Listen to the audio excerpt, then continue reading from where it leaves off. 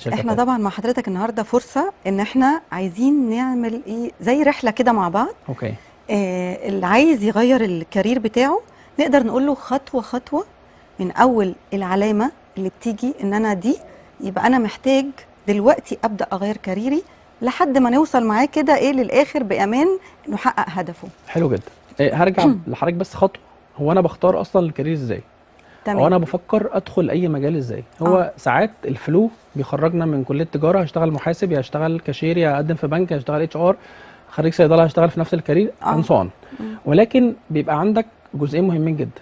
ايه الكواليفيكيشنز اللي عندك، المهاره اللي عندك، بتعرف تعمل ايه احسن. ثم جزء مهم جدا جدا جدا نبص عليه هي المصادر المتاحه، يعني ايه اللي هيساعدني عشان اوصل لده. ثم حد مشي في الكارير اللي انت رايح له، ناخد منه بالظبط، خبراته يساعد ناخد منه يعني. فكرته.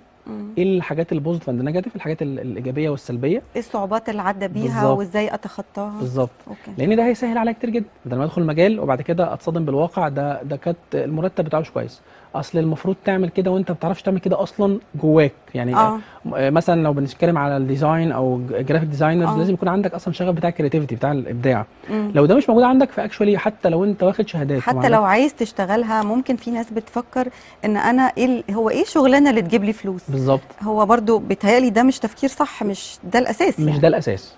عشان هنفرق حته وحضرتك قلتها مهمه جدا جدا. ايه الفرق اصلا بين الجوب والكارير، الشغلانه والمسار المهني؟ مظبوط. الجوب ده اللي يجيب لك فلوس.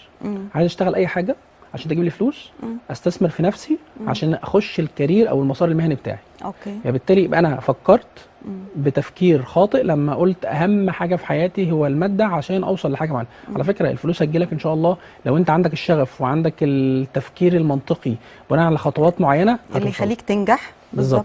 انما لو انت تفكيرك ماديا خدت مرتب كويس، بعد سنه احسن، ممكن ما تطورش اصلا يعني. بالزبط. ممكن ما انجحش، يبقى انت وقفت عند النقطه دي مستوى معين وما كملتش. بالظبط. يبقى انا بالتالي هنعيد تاني عشان الناس تاكد معانا كده. انا بفكر انا عندي الباشن والشغف، عندي حد يساعدني، واشوف الريسورسز او المصادر المتاحه بعد فتره هروح فين.